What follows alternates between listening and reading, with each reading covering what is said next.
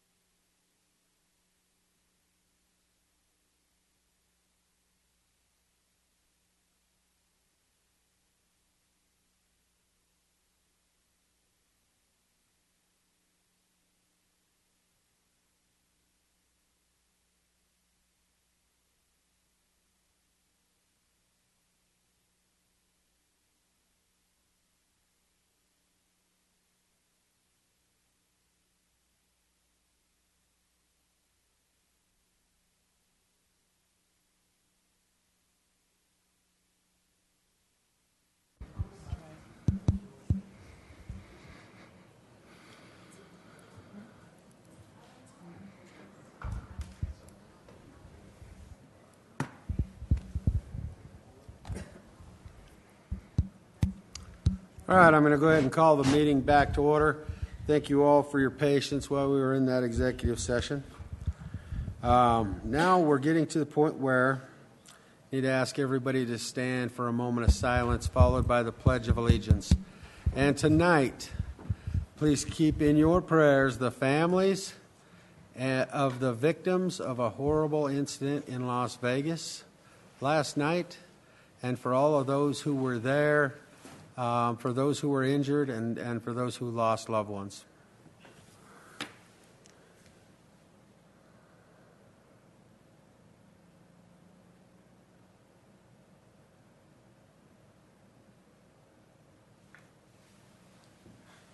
I pledge allegiance to the flag of the United States of America and to the republic for which it stands, one nation, under God, indivisible, with liberty and justice for all.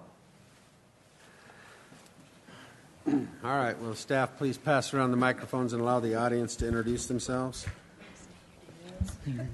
Oscar Madera. Benjamin Huseman. Thank you. Nicole Frank. Brian Hennessy. Alex Rivera.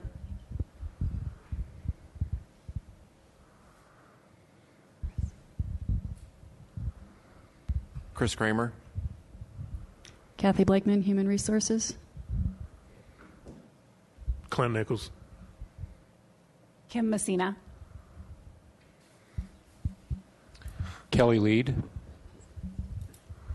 Hi there, Chrissy Estes Faraci. Danielle Yearsley. Jacob Wilson. Tanya Russell. Matt Christensen. Laura Moody. Summer Sorensen Bain.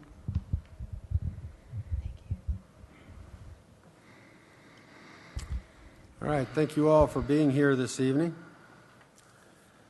We're going to get into our meeting. We start with proclamations and recognitions. I want to invite the economic development staff forward to introduce representatives from the manufacturing community. Good evening, Honorable Mayor and members. Microphone. There you go. Thank you. October 6th, 2017 is National Manufacturing Day, a day to celebrate modern manufacturers and inspire the next generation through programs and activities. In honor of Manufacturing Day, we have two guests here tonight. The first is Summer Sorensen Bain, Chief of Programs and Operations for Manufacturers Edge. Manufacturers Edge is a manufacturing assistance center with locations across the state. It aims to increase competitiveness and profitability of Colorado manufacturers through results-driven methods, best practices, and innovative technologies. Hundreds of Colorado manufacturers have benefited from its programs since its creation in 1994. Nationally, manufacturing companies account for 9% of the workforce through the employment of over 12.3 million workers. Within Colorado, manufacturing employs over 143,000 Colorado residents in 4,752 companies across the state. These companies contribute to over $22 billion to the state's economy, with $7.18 billion in manufactured goods exported out of Colorado in 2015. Manufacturing Day celebrates these companies that contribute so much to our economy and the lives of the workers employed by them. This event aims to empower these companies to address collective concerns and challenges in order to enhance the companies and, in turn, the communities in which they operate. This day enables manufacturers to collectively face and work to solve common challenges like labor shortages, as well as to shape the public image of manufacturing and to ensure the ongoing success of the industry as a whole. On the local level, over 100 Commerce City companies are manufacturers. Our second guest here tonight represents one of these, Matt Christensen, Vice President of Oribi Manufacturing. Founded 7 years ago, the company moved to Commerce City 2 years ago and is owned by Jack Wilfley, the owner of Commerce City's A.R. Wilfley. Oribi Manufacturing is dedicated to the cost-effective, high-velocity production of high-performance composite components. Oribi Manufacturing's products are used by the U.S. military, law enforcement, recreation, sporting, and aerospace industries through the production of ballistic helmets, canoe paddles, backpack frames, props, and bodies for drones. Oribi Manufacturing also prides itself on being BERRY compliant, which is the designation for companies that create products made in the USA by using American materials. We would like to spotlight Oribi Manufacturing as a Commerce City success story and as an example of the manufacturers that create jobs and contribute to communities like ours. And now I would like Summer Sorensen Bain and Matt Christensen to say a few words as well. Thank you. Good evening. Good evening. I'd like to thank the council for acknowledging the importance of manufacturing to the state and to the local economy. One fun fact that people don't often know is that the Colorado economy, there's more value in manufacturing in the number of billions of dollars that the Colorado economy contributes, more so than our lifestyle brands, our tourist industry. So a lot of people don't realize how critical manufacturing is to the state.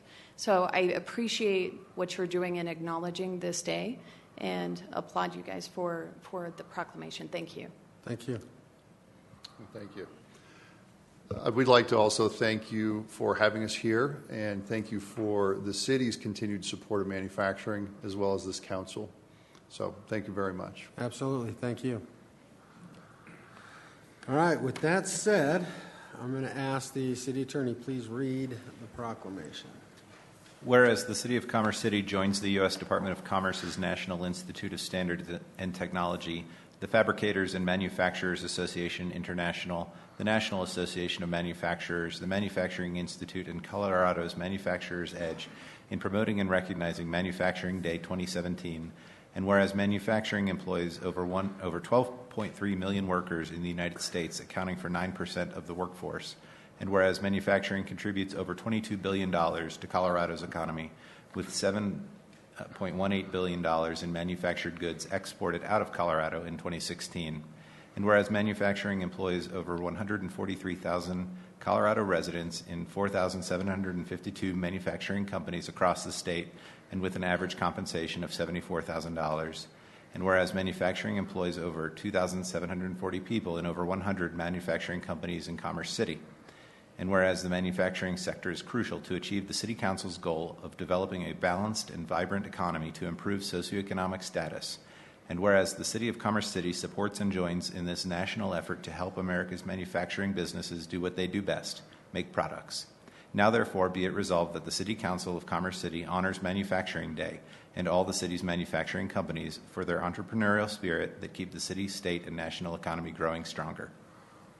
Thank you. I'm open for a motion. Mr. McEldowney. I would move to approve the National Manufacturing Day proclamation. Thank you, Mr. Teeter. Second. I have a motion and a second to accept the proclamation as read. All those in favor signify by saying aye. Aye. Opposed, say nay. Motion is carried. First and foremost, I'd like to thank you folks for coming in tonight, and we appreciate you doing business in Commerce City. Growing up here my entire life, Commerce City's always had an industrial side to it, and I think it's important that we recognize the benefit of having that industrial component within our community from a revenue generation perspective and the benefits that it gives our residents for development of infrastructure and other things of need for our community. And so it's a very important component to our community, and one of those three balancing pieces we need. You have to have commercial, and you have to have residential, and you have to have an industrial component to be a truly balanced community and not a just homes. You can't survive on just homes alone. So we respect what you do. We thank you for what you do, and we're glad to say you're part of our community.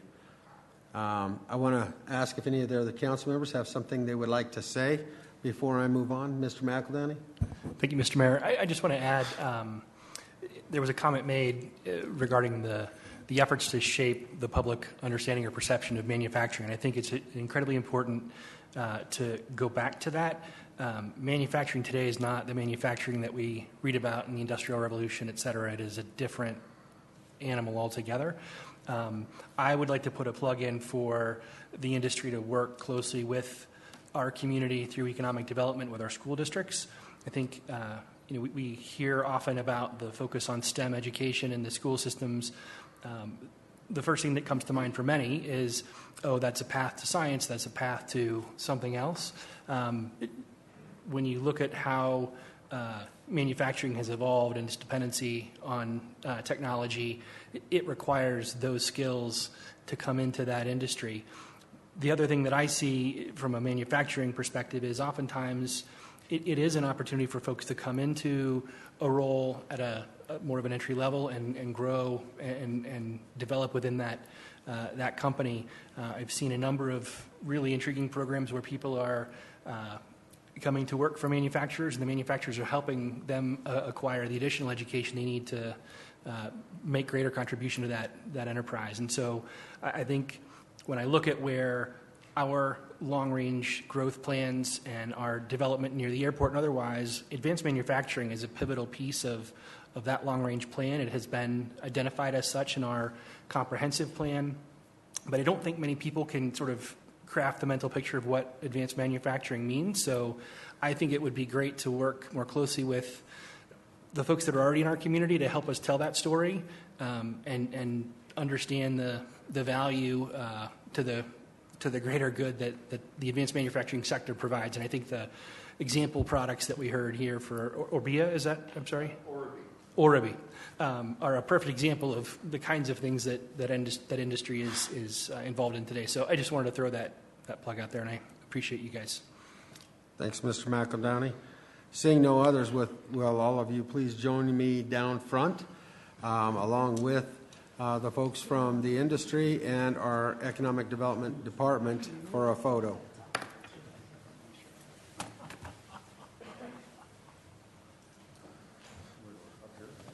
Okay.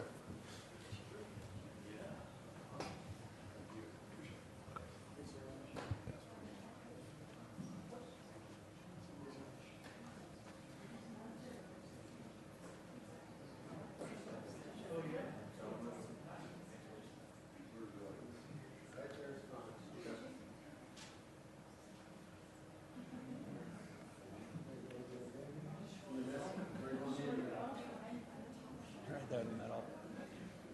All right. So I actually have you two switch places. You're just a little bit taller than her up there. Maybe just peek out a little bit. Right, yeah, you and right there, yeah. If you could just peek around a little bit. Perfect. Yeah. Excellent.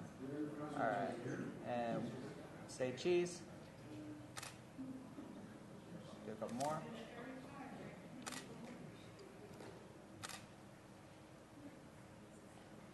All right. Thank you.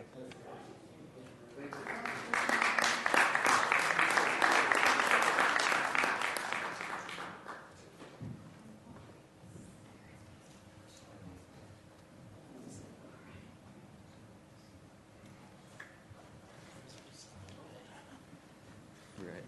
This one.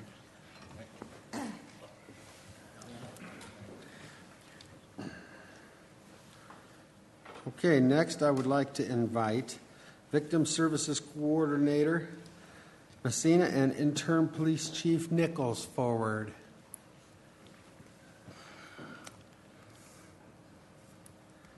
We have a proclamation this evening. Oh, man, I should lift my coat on. You guys you want to get into what you're here for, or you want me to have the proclamation read first? Your choice. Yeah. My choice? Totally up to you. I don't get choices very often. Lay it on. I'll lay it on to the city attorney for reading the proclamation. Go right ahead. Thank you, Mayor Ford. Whereas domestic violence is a serious crime that affects people of all races, ages, genders, and income levels, and whereas domestic violence is widespread and affects over 4 million Americans each year, and whereas 1 in 3 Americans have witnessed an incident of domestic violence, And whereas despite great progress each day, an average of 3 women in the U.S. die as a result of domestic violence, 1 in 4 women and 1 in 13 men will experience domestic violence in their lifetime. And whereas children that grow up in violent homes are believed to be abused and neglected at a rate higher than the national average, and whereas domestic violence costs the nation billions of dollars annually in medical expenses, police and court costs, shelters, foster care, sick leave, absenteeism, and non-productivity, and whereas only a coordinated community effort will put a stop to this heinous crime, and whereas Domestic Violence Awareness Month provides an opportunity for citizens to learn more about preventing domestic violence and to show support for the numerous organizations and individuals who provide critical advocacy, services, and assistance to victims. Now, therefore, it is proclaimed by the Mayor, Sean Ford, and the City Council of the City of Commerce City, Colorado, that the month of October is Domestic Violence Awareness Month, and urge the citizens of Commerce City to work together to eliminate domestic violence from our community. Thank you. Is there a motion? Councilwoman Carson. Move to approve proclamation for domestic violence for the month of October. Thank you. Mr. Teeter? Second. I have a motion and a second. All those in favor signify by saying aye. Aye. Opposed, say nay. Motion is carried, and for a good cause. I'm going to turn it over to the chief and Ms. Messina. Okay. Thank you so much. So traditionally, I would tell you all the victims that we responded to in 2016 and tell you all the great services that we provided them and the great amount of support that we get from the Commerce City Police Department. But more importantly, because all those things do happen, but I do want to thank you for proclaiming October Domestic Violence Awareness Month. A lot of people don't know that oftentimes it takes 13 battering incidences before a victim will call 911. It takes 7 times of them calling 911 to leave a relationship. It puts this person at 73% higher risk of being murdered by their significant other once they actually leave the relationship. So leaving a domestic violence relationship is not necessarily an event, but it's a process. And as members of the community, it's important to be able to recognize the signs of domestic violence and be able to lend that support to an individual, not judge them, and provide them the resources that they need. So I really appreciate you recognizing October as Domestic Violence Awareness Month. Thank you. You know, I do have to say a few things about it. It's an extremely important issue, and before I got on council and became mayor, I didn't realize how affected a lot of families are because of domestic violence. And I'll never forget some days coming to council meetings and seeing 4 or 5 kids, and not in this city hall, but we had our old city hall had an atrium area that had 2 different sets of doors, and a woman with 4 or 5 children laying on the floor when I'm coming out of the council meeting because they didn't have anywhere to go and were getting out of a relationship and were scared for their lives. And pulling money out of my wallet and giving it to the family to go take the kids for an ice cream cone at McDonald's across the parking lot because of the stress that you could see them going through. This is a real thing that happens in our community every single day. And I know we used to have a safe house in Commerce City, and without it, I notice that there are some folks that are lost. That what should I do? Where should I go? And we partner with other agencies for other resources, but it is a daily thing. And as a normal citizen, these folks aren't coming out and reaching out to you going, hey, I need help. But when you're in the position that this council and that myself have been in for a long time, we don't see it at the level that the folks that we have in our office that work with these people, they see it daily. But we see it enough to remind us that it's a problem in our community. It's a problem nationwide. It's not just Commerce City. And if we don't start looking out for victims of domestic violence and folks that have mental illness and these kind of issues within our community, we're going to find ourselves not in the greatest of places because It's a humanitarian need, and I thank you for what you do for the city of Commerce City, both of you, especially when it comes to victims within our community that need the resources, and that you guys are there to help offer them up and direct them to where they need to go, because that's a very scary thing for a lot of people, and I don't wish that on anybody. So a sincere thank you from me to you for everything you do for our community. All right. Councilman Carson, do you have something you want to say? I do. Ms. Messina? Yes. Yes. Thank you. Thank you to you and all your other partners. Without you, I don't know what we would do.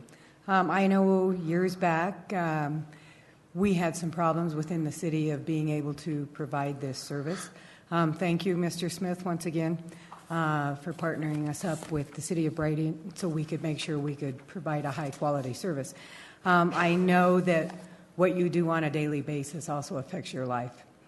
There's no way that you can come in and out of this to the degree you all do and not be affected, so thank you. And when you look and you read this, it is gut-wrenching to think that 1/4 of all the females in the U.S. are affected by this. Well, then how many children are affected by this? And when is it that we put a message out, whether you're male or female, that we do not approve of violence? Today is a good example. 600 people. And it's not whether you're male or female, but we need a change in society. And you are there working, trying to help. So thank you very much.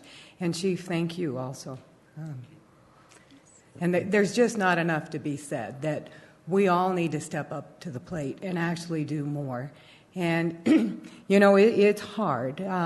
We've all been put in situations where you see things, you're not sure how to react to it.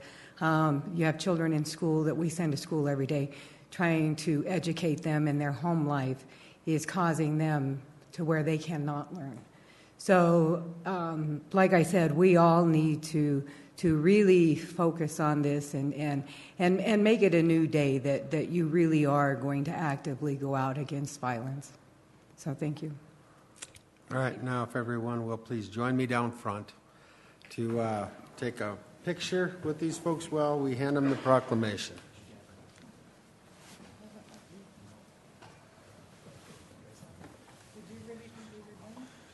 No, I should have known that I read that part.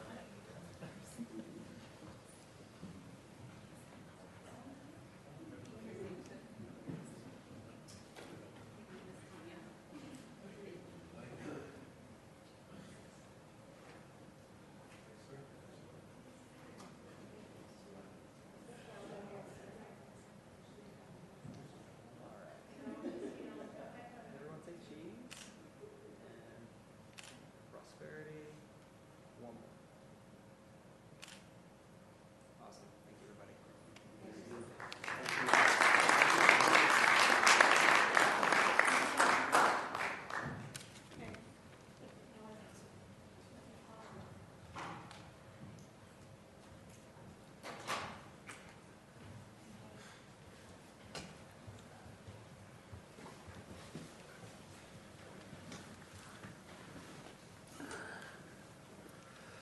All right, next item on the agenda is citizen communication. Per council policy, citizen communication is the time on our agenda for the public to address the council on business and affairs of the city. The city council is not able to hear any comments on land use matters that are before or may come before council. So please reserve those comments for the time of the ordinance or the appropriate time. City Council prohibits campaigning during citizen communication. I say that because we have several candidates for City Council in the audience. So if you do want to speak, we want to make sure that you aren't campaigning. When I call you to the podium, please give your name and address for the record and keep your comments limited to 3 minutes. Thank you. We've got 3 people who have signed up. We'll start with Alex Rivera. please come forward. And good evening.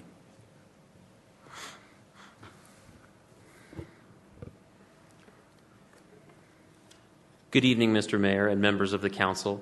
My name is Alexander Rivera. I live at 17076 East 111th Avenue in Commerce City. I, along with my wife, Jennifer, and daughter, Cecilia, am a resident of Commerce City in the northern section of Reunion. I'm here to urge the council and the mayor's office to take steps to modernize 112th Street, especially the intersection of 112th Street and Chambers Boulevard. 112th and Chambers is a busy intersection. It's the fastest way home for about half the residents in North Reunion. With the recent opening of Reunion Elementary School this year, it is also the fastest way for many families to get to and from the school. It's the only way to get to Buffalo Run Golf Course. 112th and Chambers is used by school buses, kids walking to and from school, bicyclists, joggers, and an ever-increasing amount of commuter cars and construction vehicles as development continues in the area. As it stands, 112th and Chambers is a dangerous intersection. It sits at the top of a hill with a small bluff obscuring the view of drivers attempting to turn left or right from 112th onto Chambers. The only infrastructure there is a stop sign on 112th Street. Other road signs have been knocked down, apparently by swerving cars. Drivers turning onto Chambers have to go far into the pedestrian right-of-way just to see anything. Drivers on Chambers, whether turning or going straight, are no better off. The asphalt on Chambers Boulevard is covered in skid marks, both northbound and southbound, approaching 112th. My apologies if this next short section is out of line with regard to a small comment regarding a replat proposed by Shea Homes.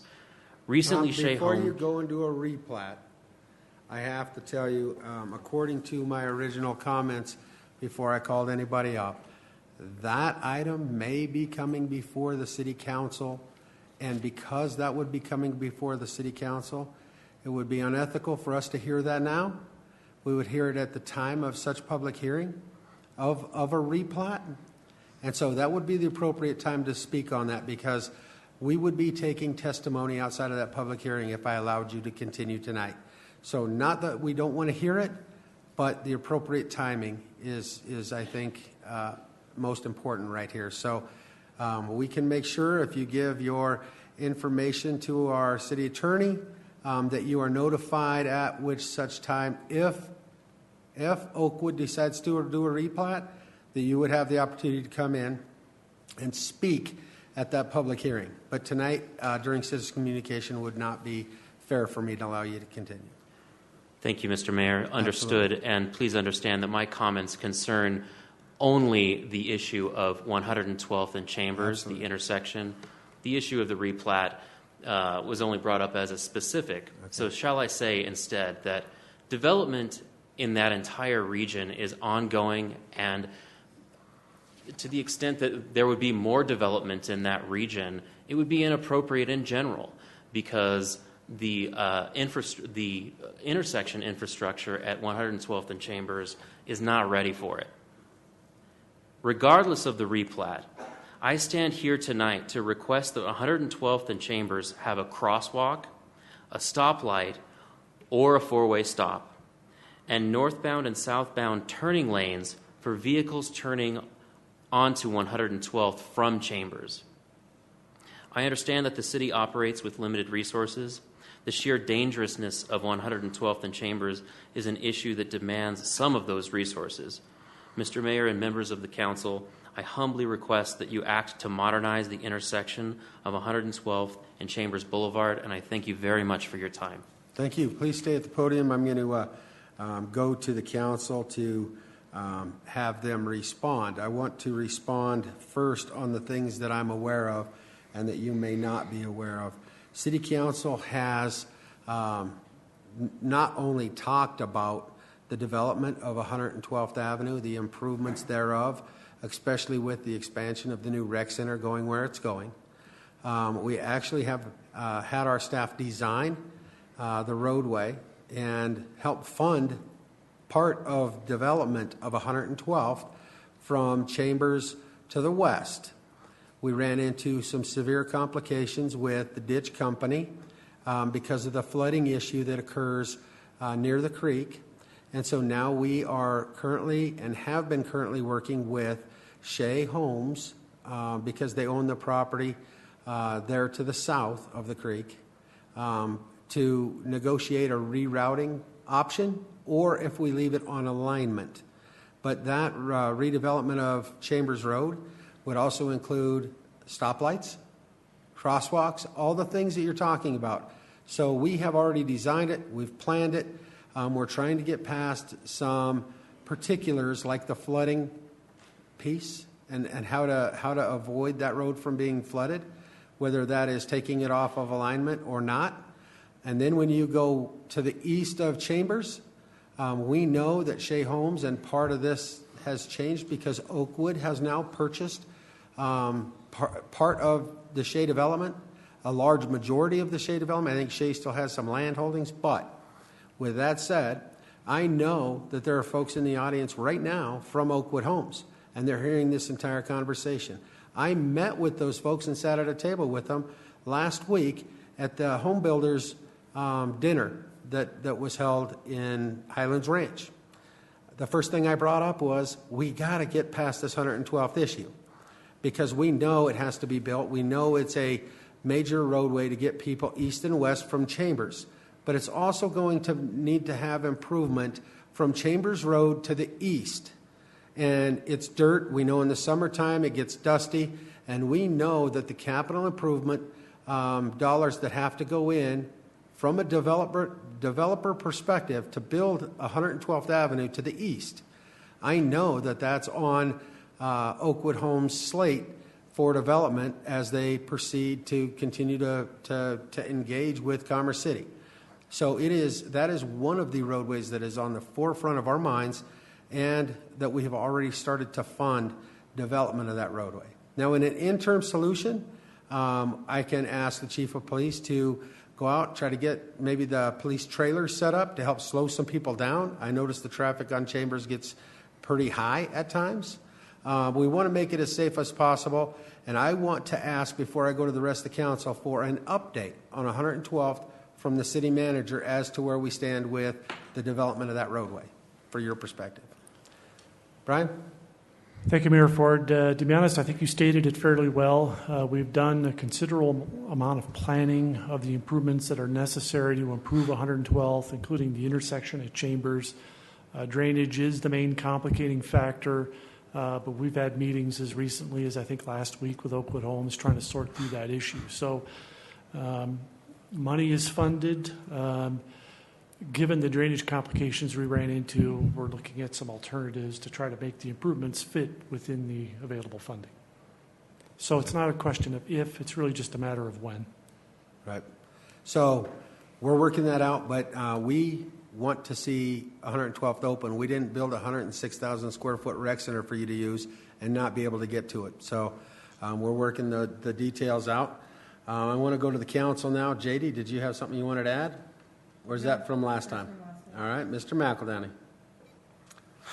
I just want to say two things. A, thanks for coming forward. Thank you for the well articulated comments. I think it's important for folks to know that it's one thing to take to social media and rant and hope that the wind hears you and something happens. It's another to take time out and come before council and take matters through proper channels and communicate your concerns to council and get a formal response back. So thank you for taking time out to come before us tonight and speak.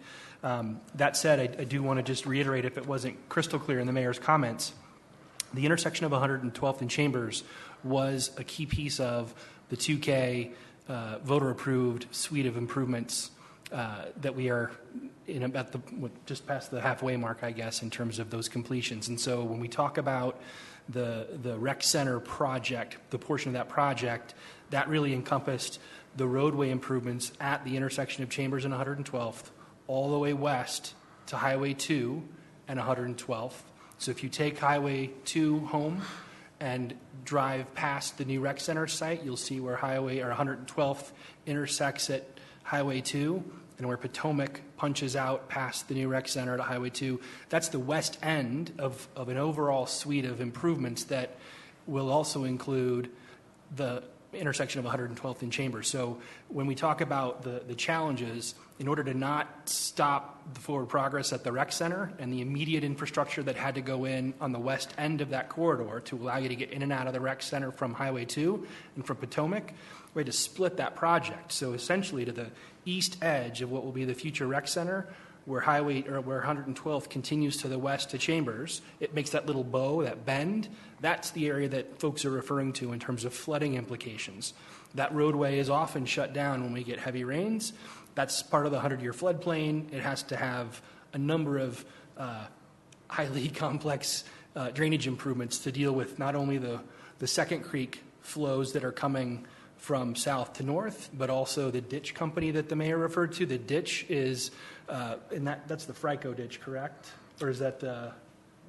I believe it's Frico. It's Burlington, Wellington, or Frico. One of the two. So when we say ditch, there are a number of these small drainage channels that are controlled by a ditch company, right? These are the folks that control those water rights. And so they have, water rights are kind of like railroad rights. They're way up high on the list.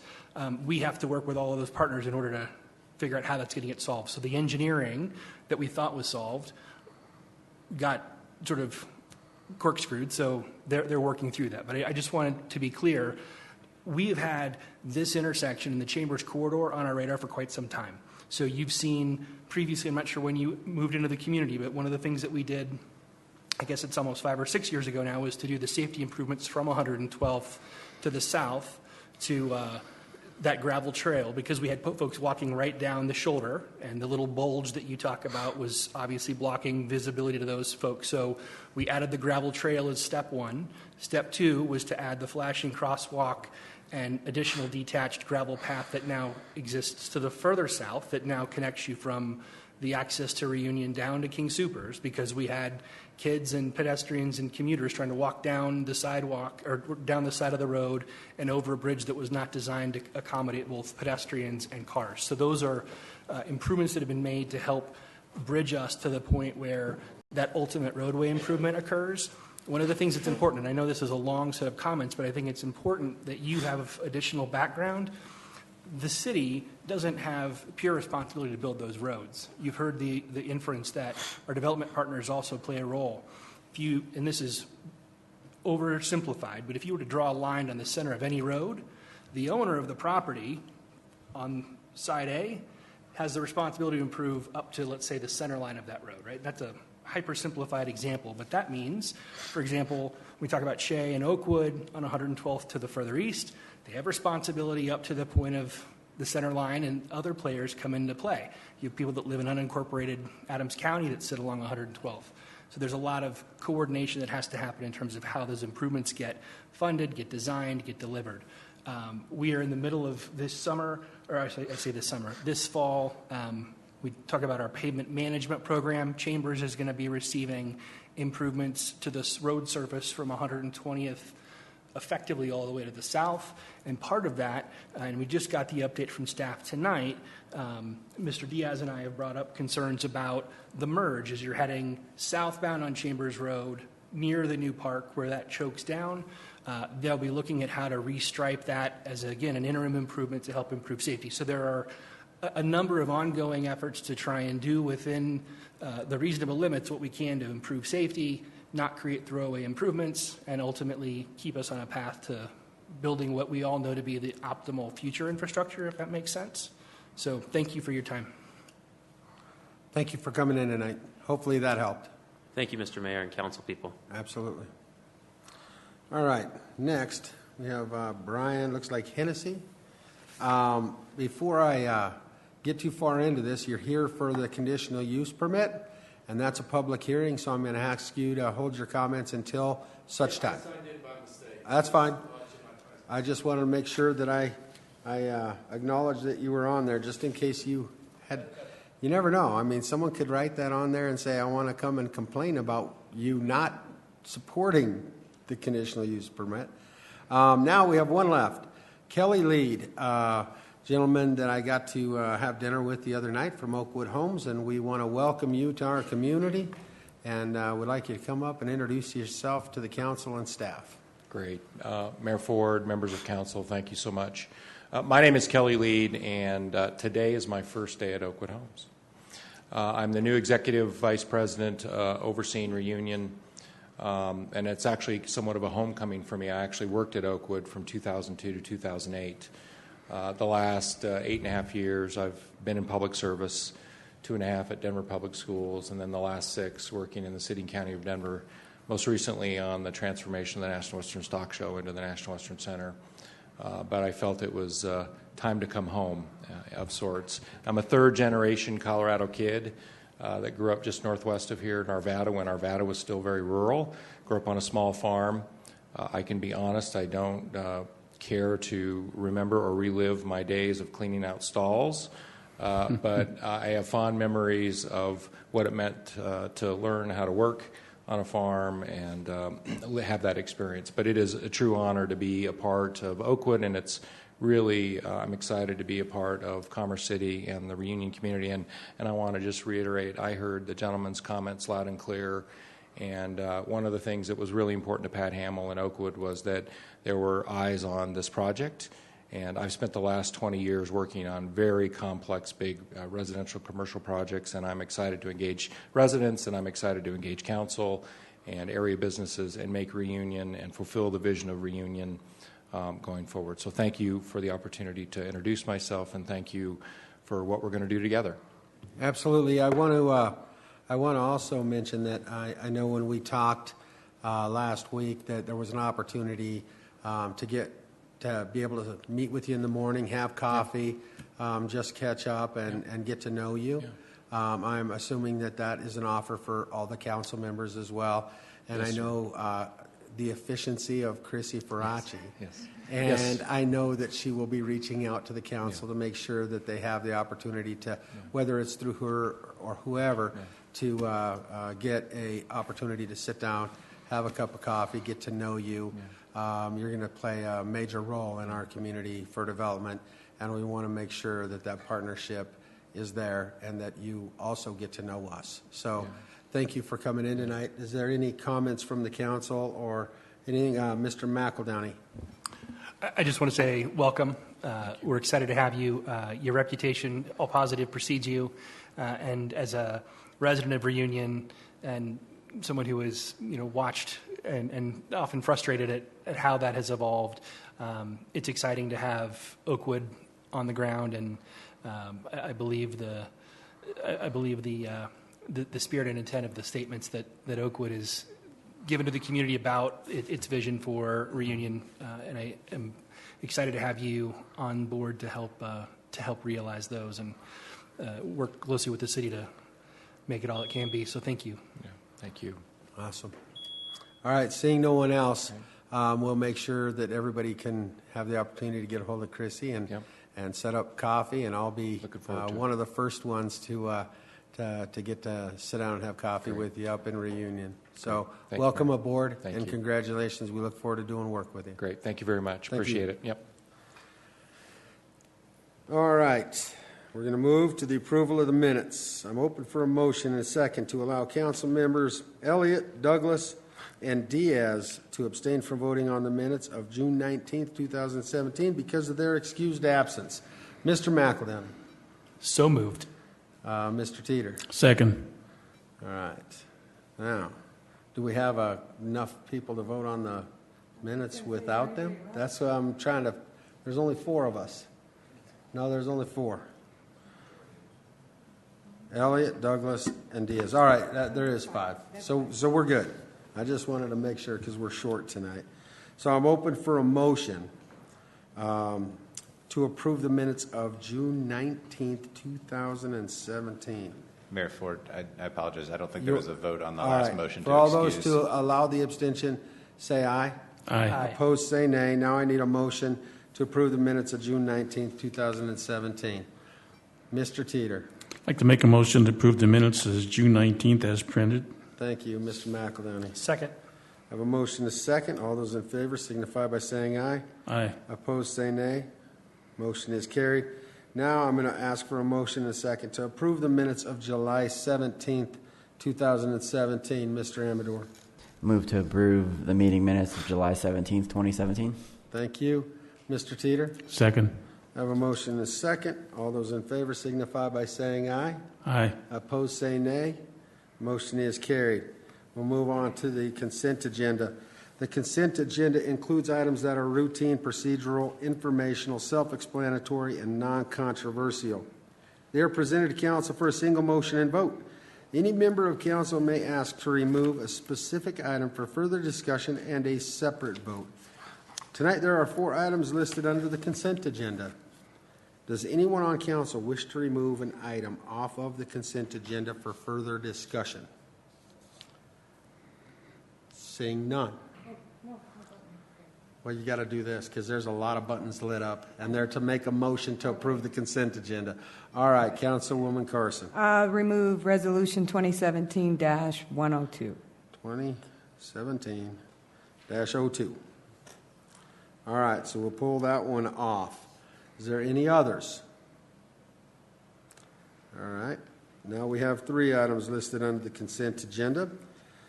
Now I am open for a motion to approve the consent agenda, not including the resolution that we pulled, just the 3 items.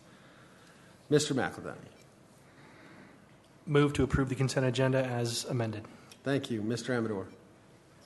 Second. All right, I have a motion and a second to approve the consent agenda. Will the city attorney read the 3 titles that are remaining on the consent agenda? Resolution 2017-103, resolution approving amendment to intergovernmental agreement for the construction of the North Glen Ralston House. Resolution 2017-104, resolution approving amendment to contract for Tower Road and Pena Boulevard professional services. Resolution 2017-107, resolution approving change orders to contract for Highway 2 widening project. Thank you. I have a motion, a second. Titles have been read. We'll ask for a roll call vote.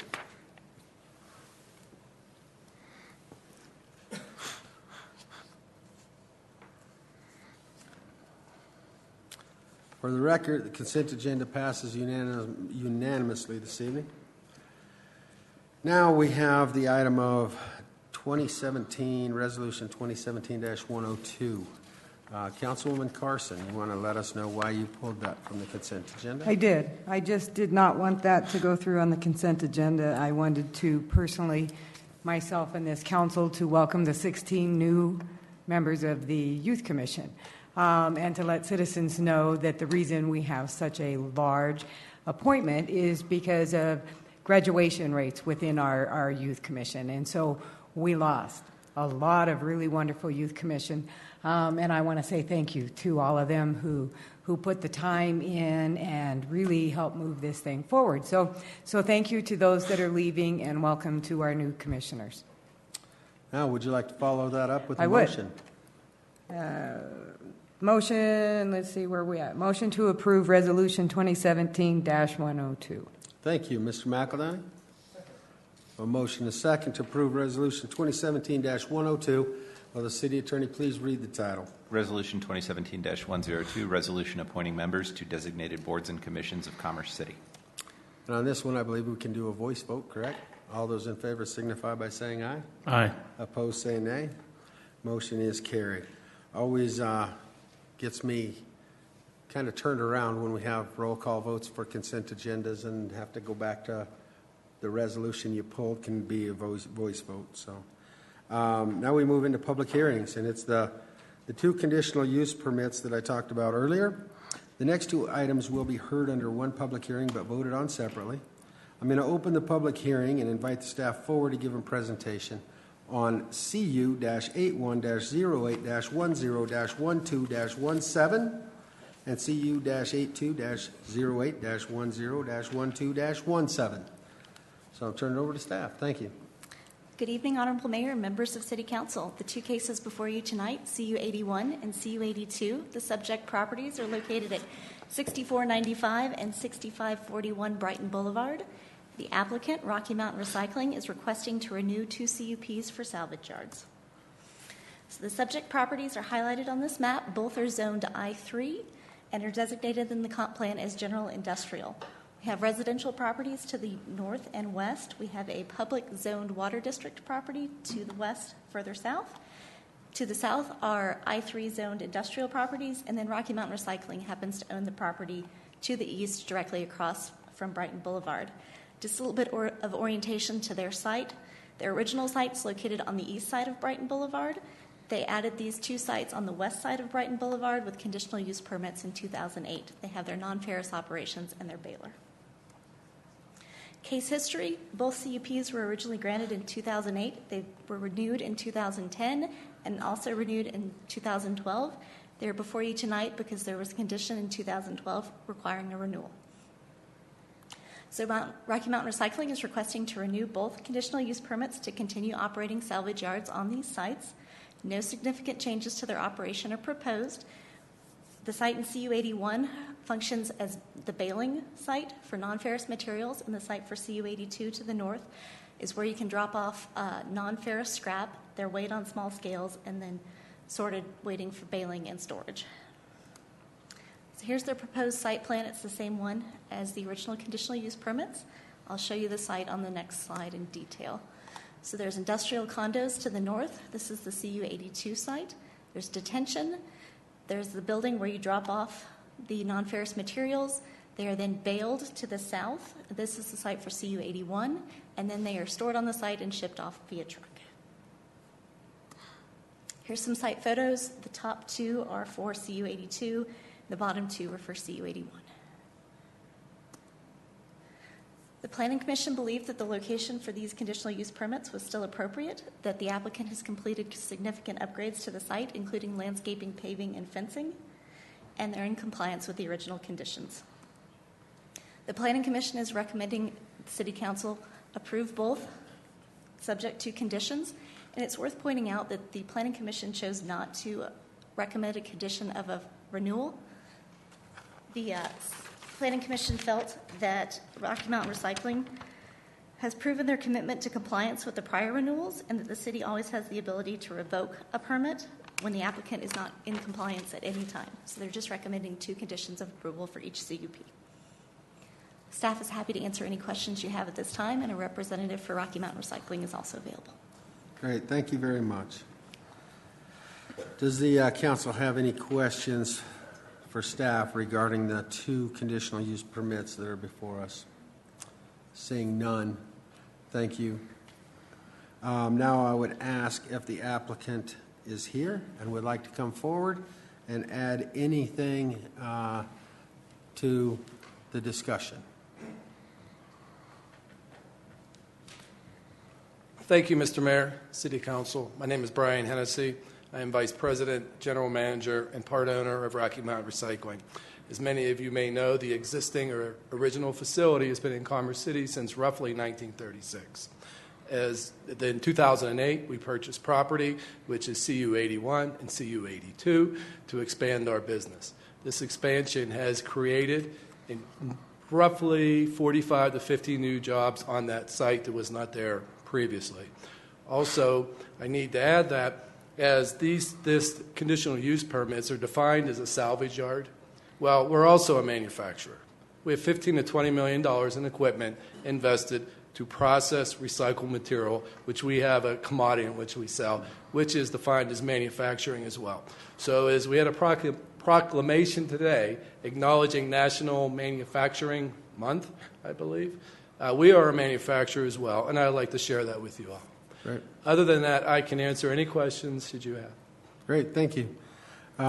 First question I have, not really a question, but a comment. When I was looking at the mapping and everything else that staff laid out, the 2 conditional use permits was the fact that residential was right next door to the north of the one parcel. And because this is a renewal, and I know there's some industrial condos and some buffering with the detention pond and everything along that northern edge, I just wanted to ask, have you had any complaints from the residential neighbors about your operation? Have you been neighborly all these years? I would say we have not had a complaint. I would say we are and have been neighborly. I believe presently we have a couple neighbors in that community that work in that area that work for Rocky Mount Recycling as well. Right, and I think the reason I ask that is because I want everybody else to know that it's important that our manufacturing businesses and our recycling businesses are very friendly to the neighborhoods that surround them. With that said, I'll go to Mr. McElhenney. Well, actually, just a quick question relative to the mayor's question. I know one of the concerns that was raised when the conditional use permits first came forward in regards to opening up the operations on the other side of Brighton Boulevard were concerns with traffic within the operation crossing the roadway. Just any observations from your end in terms of how distinct the operations are, whether or not there has been any conflict, or if you feel like that's still... I will add that the volume of traffic on Brighton Boulevard has increased exponentially the past couple of years. I will say that the two sites are separate. However, we do have equipment at times that's necessary to cross the street. We have an internal standard procedure in which how we cross the street with equipment and personnel. I'm happy to share it with you, but we have not had any conflict or we have not had any incidents. However, as you know, it only takes once, and that's something that we take very seriously, and we have internal training and a procedure. Great. I appreciate that update and the proactive response to adapting to the changing conditions. Thank you for that. You're welcome.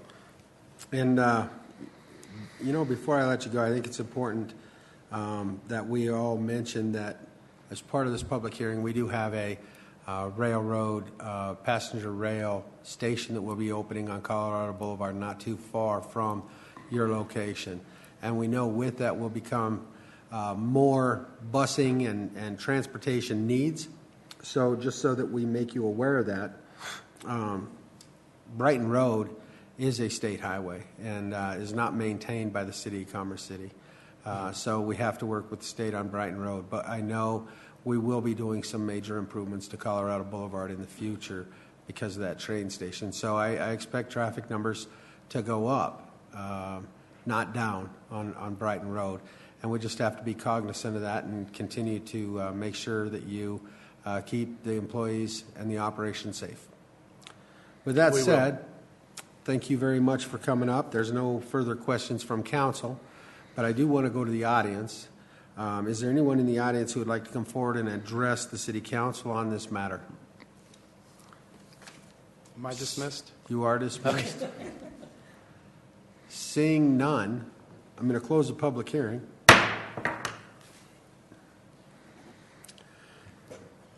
I'm going to ask for a motion. Mr. McElhenney. I believe we first have to accept the facts and findings of the Planning Commission. Is that correct? No, I need a motion. Yeah, a motion to accept findings and facts of the on CU 81.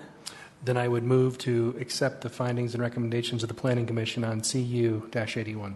And and they're both CU 81. It's CU 8108-10-12-17 for the record. As clarified by the mayor. Thank you. Mr. Teeter? Second. I have a motion and a second to accept the findings and recommendations of the Planning Commission on CU-81-08-10-12-17. All those in favor signify by saying aye. Aye. Opposed, say nay. Motion is carried. Now I'm open for a motion and a second to approve the CU 81-08-10-12-17. Mr. McElhenney. So moved. Thank you. Mr. Teeter? Second. I have a motion and a second. Will the City Attorney please read the title? CU 8108-10-12-17 conditional use permit for salvage yard operations in case CU-81-08-10-12-17. Thank you. All those in favor signify by saying aye. Aye. Aye. Opposed, say nay. Motion is carried. Now I'm open for a motion and a second to accept the findings and recommendations of the Planning Commission on CU 82-08-10-12-17. Mr. McElhenney. So moved. Mr. Amador. Second. Thank you. I have a motion and a second to accept the findings and recommendations of the Planning Commission on the stated conditional use permit. All those in favor say aye. Aye. Opposed, say nay. Motion is carried. Now I'm open for a motion and a second to approve CU 8208 10 12 17. Mr. McEldowney. So moved. Mr. Amador. Second. I have a motion and a second. Will City Attorney please read the title? CU-82-08-10-12-17, conditional use permit for salvage yard operations in case CU-82-08-10-12-17. Thank you. All those in favor signify by saying aye. Aye. Opposed, say nay. Motion is carried.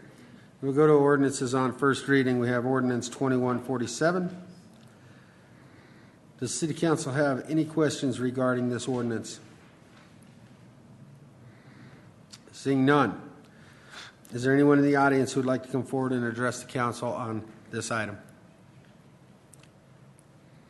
Seeing none. I'm open for a motion and a second to introduce ordinance 2147 on first reading. Mr. McEldowney. Move to introduce ordinance 2147.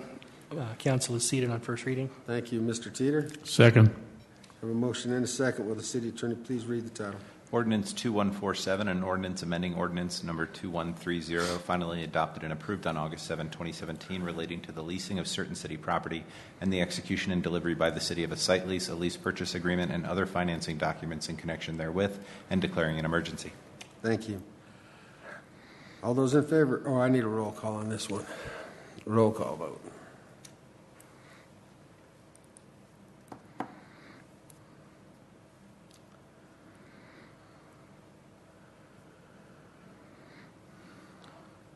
For the record, the ordinance is approved on first reading unanimously by the City Council.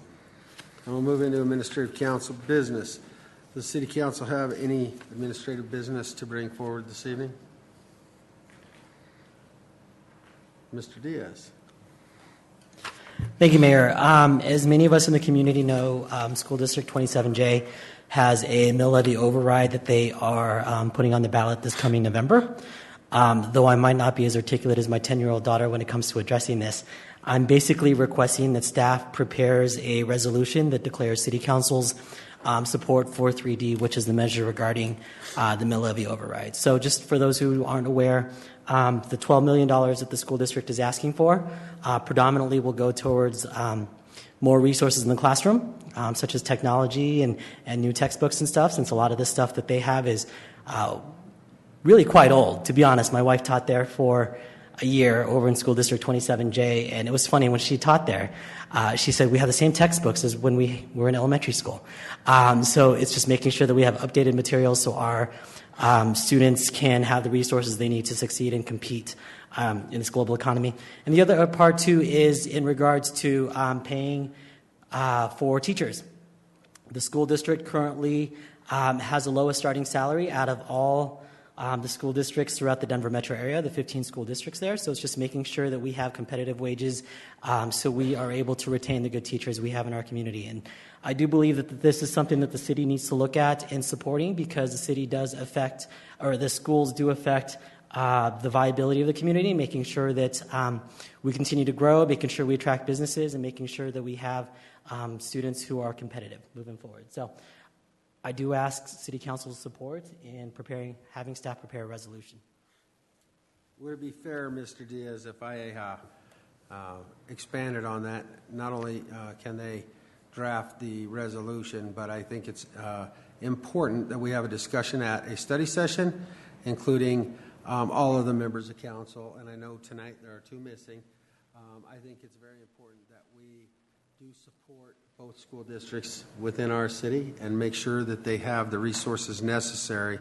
But anytime there is mill levy overrides and impacts, and we know right now we're discussing impact fees for the fire district and stuff, I think it's important to allow the council an opportunity to talk about it first and make sure that we have full support so that we're undivided when we have a decision like that come before the council. So what I would ask, as if the council agrees, is to have the staff prepare something for a study session to actually have a dialogue to then bring it forward with the recommendations of the council from the study session. Is council favorable to that?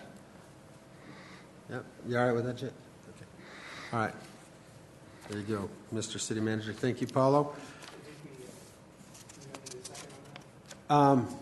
Yeah, we can give formal. That's my motion. Mr. McElhenney, you want to second that? Well, unless we're simply going to bring it back for study session and then look to approve. Yeah, I was it. just given direction, not necessarily formal. But if City Attorney, you want a motion on that? I think it could be by unanimous consent if there's no objection. That's what I thought. There's no objections. So, yeah. Can I just add Councilman finish? Carson. Sorry, if I can just finish with a comment then. Yeah, go ahead. Just to add to the points that Mr. Diaz made, raising taxes is nothing that anybody wants to do or take lightly. It's not a very popular thing to do. And in the current climate, it is all but sacrilege to even talk about raising taxes. I made a comment to a citizen earlier about the ease with which people can throw words back and forth on social media, and having been close to prior campaign initiatives for the school district, helping support them, I still pay very close attention to the comments that go back and forth.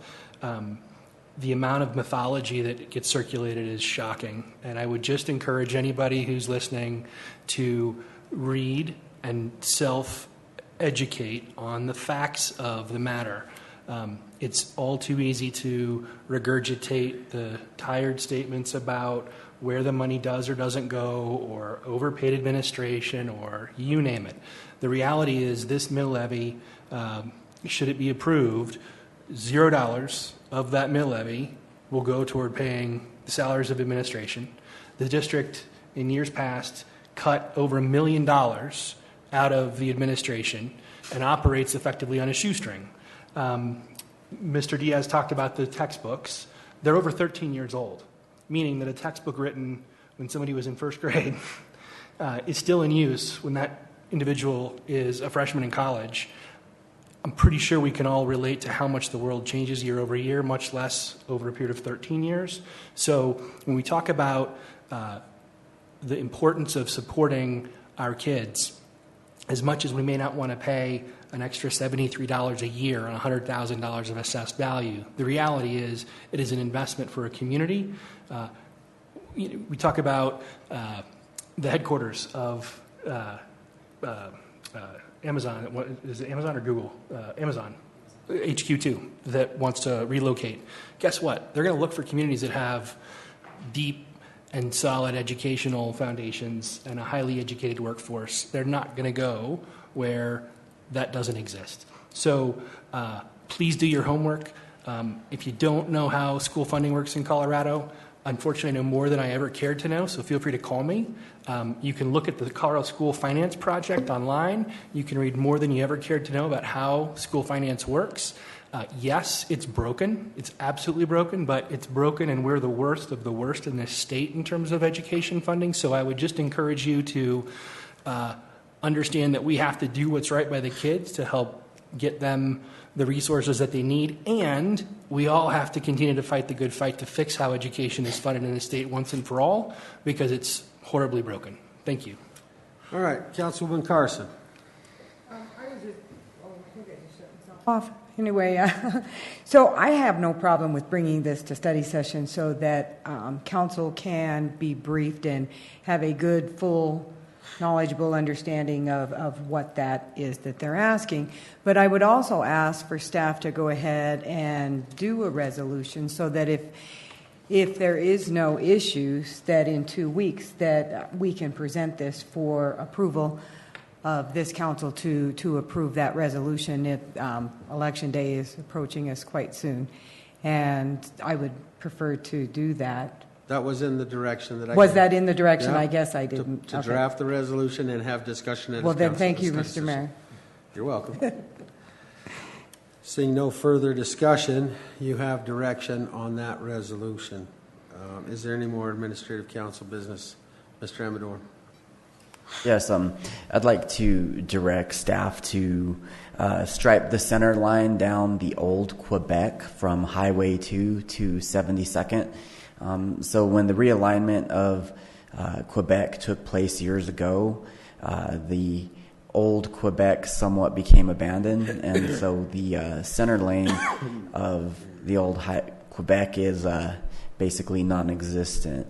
That being said, this is one of the areas that we do have control over, which actually abuts a school. So Hanson Elementary actually abuts that, and I know that we've sat here and heard testimony and under citizens communication why Alsip Elementary doesn't have traffic mitigation signs, or maybe Monaco Elementary, because they are not within Commerce City control. They were within Adams County control. So I would like to see that happen just for good measure. So thank you. All right. Does staff need any formal direction on that? I didn't think so, but I wanted to ask. All right. Anyone else? Seeing none, we'll move to reports. City Manager. Thank you, Mr. Mayor. We did send out, actually this evening it was sent out by Michelle Halstead, this week's edition of the City Manager Update. We have a number of updates to City Council action items. We have an update on striping and lane configuration on southbound Chambers north of 112th, an update on some traffic concerns that were raised to Mayor Ford on Bell Creek Boulevard. We also have an update on an issue raised by Mayor Pro Tem Bullock about a pole at 104th and out in front of the Cummins facility on 104th Avenue. And then, as we always do, we have attached a copy of the City Council work schedule. So happy to answer any questions that council members might have about the update. Great, thank you. Mr. Attorney? Towards the end of the week, you should be receiving a confidential update on our activities and pending litigation in the city. Thank you. All right. Getting into mine, one is, first, since we just had the city manager's report, I made myself an agreement on the way to city council tonight after I passed by the median on Peoria that I would bring that up. It's one of those things that's frustrating. It's been since, not that our staff isn't doing their job, but since May or June. I want to see that median get improved, and I know you're working through the process of finding the ownership and what have you, but I know our residents drive by that every day, and it looks like it's in our, it doesn't look like it's in the middle of our right-of-way, and I know it may have HOA involvement, but the longer it sits there with 4-foot-high weeds, the more residents go by believing that that's ours. I did do the CRM. I want to have staff reach out to the state again to get the sign removed that says right lane must right lane at Peoria and 104th. The state put that up, and I want to get that down because that also tends to reflect, because it's in the city, but it's a state sign that we don't know how to spell in Commerce City, and I would like to see that changed. Now I'll move into my reports. I had a meeting with the Cali companies. Some interest and activity going to start happening with their land up along Tower Road. I did attend Rotary. We had the Spanish Telephone Town Hall. I did not attend that, but however, there were several council members that did. That's why I wanted to note that on my calendar. I know Crystal, Rick, you were there? No? Dr. Cobb. Andrew was there. Paulo, no. I know Renee Bullock was there, and also Mr. Douglas. Then we had the QCF beer and wine tasting event, which is something that I always try to be at.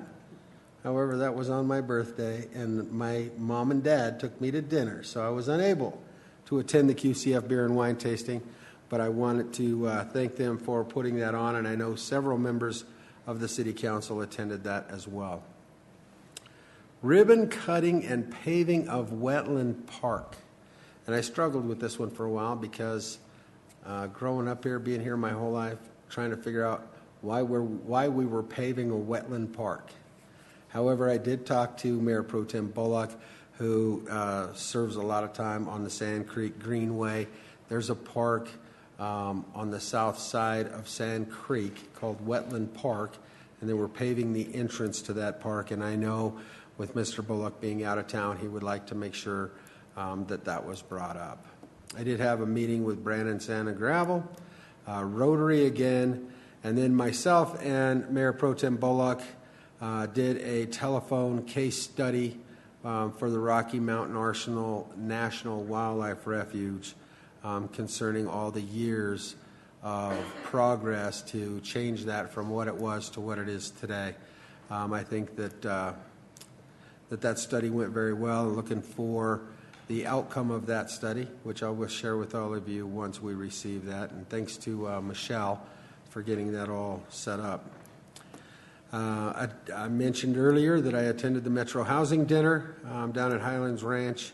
The number one issue, and I think it's important to bring this up, they had a law firm and the city of Lakewood was there, and the number one topic was to reduce growth within the city of Lakewood, which they're being faced with right now, and I don't know if the council or our residents understand this.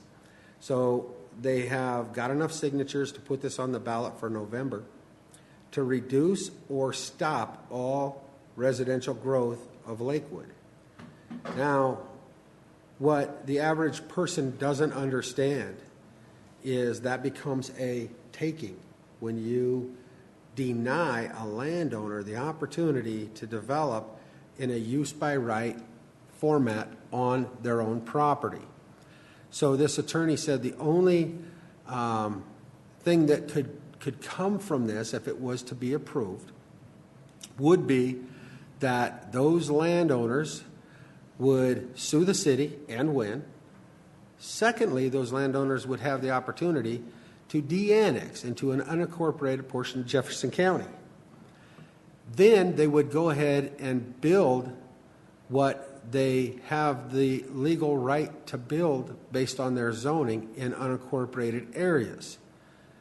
The downside to that is no permit fees, no taxes would go to the city of Lakewood, but the impact from all the new homes and construction would be negative impacts on Lakewood. So they would have no money to help with the increased fire or the increased police, pavement maintenance, none of those things. The thing that I think I took away the most is you could build a wall around Colorado and try to stop people from coming in. But if they do come in, the laws that they have, especially when it comes to property rights, have to be honored. And even though we may have the ability, or the residents may have the ability to stop growth within the city, they can't stop the landholder from being able to utilize his property. And that would mean just de-annexation and major negative impacts on a community. And they said because of the growth rate of Colorado, and some folks really like the fact that they got theirs and they don't want anybody across the street and we have enough homes now, let's stop it. That mentality doesn't go very well from the legal angle and the impacts that you could drive onto your community. So it's something to be aware of because it seems to be starting to be a trend. And when you look at that trend, there is one city that does have limited growth by ballot measure, which is Boulder. So the difference between Boulder and the rest of the metro area, because of this limited growth, the average home in Boulder is $1.4 million. The average home in the rest of the metro area is like $425,000. Okay, so you may be able to make your property values go through the roof, but you will destroy the establishment of services that provide for that home. So there's always good with the bad and bad with the good, but I want to make sure you understand that this is a topic of discussion that they feel may expand from Lakewood on into other portions of the metro area. And counties shouldn't be doing development like cities, and there's a reason why we have counties and cities. So keep that in mind, because there are some groups out there that are promoting no growth, and that would be very damaging to not only development of the city, but from a residential standpoint, but it would absolutely halt all efforts on bringing the sit-down restaurants and everything else that many of us have worked on for years to get to the point where we can have those services for our residents. And I felt that I needed to share that. Let's see, what else? Color graphics. Commerce City Business had an open house this last week. I did stop by and see Jimmy Bird. Impressed that his business is going so well, and he continues to expand and continues to change the products that he has available. Also, the Senior Volunteer Recognition Dinner. Always a fun event to go to, where we recognize all the hours of service that our seniors volunteer at the registration desk and things of that nature over at the rec center. Myself, Councilwoman Elliott, Mr. Teeter, Mr. Bullock. That was it, right? I believe so. Yep. Great event. Then I had the 9-year anniversary yesterday at 1 o'clock at Bella Yoga in Bell Creek. So I went over and I saw Michelle and thanked them for having their business in Commerce City and congratulated her on 9 years. And I know next year she'll probably have a big blowout, because she'll have met that 10-year time in business, which is always good for a small business to get over the hump. But it seems, after being there last year and then going again this year, it seems like she's doing better mentally and from a business perspective. So good to see Bella Yoga doing better and better as time goes on. Last thing on my list, I want to tell Mr. Andrew Amador happy birthday. His birthday was Saturday, and I know he went out and had a good time. He probably would have had a better time if he would have come over for a fish fry, but I'm sure you enjoyed yourself. Young Amador. He's still young, even though he had a birthday. And most people don't know that that's what I called him when he first got on council, and I thought that would stick forever. But he's still young Amador. So happy birthday, Andrew. And with that said, if there be no further business to come before the City Council of Commerce City, we are adjourned. Thank you all for being here this evening. Young Amador. How was the concert? Good.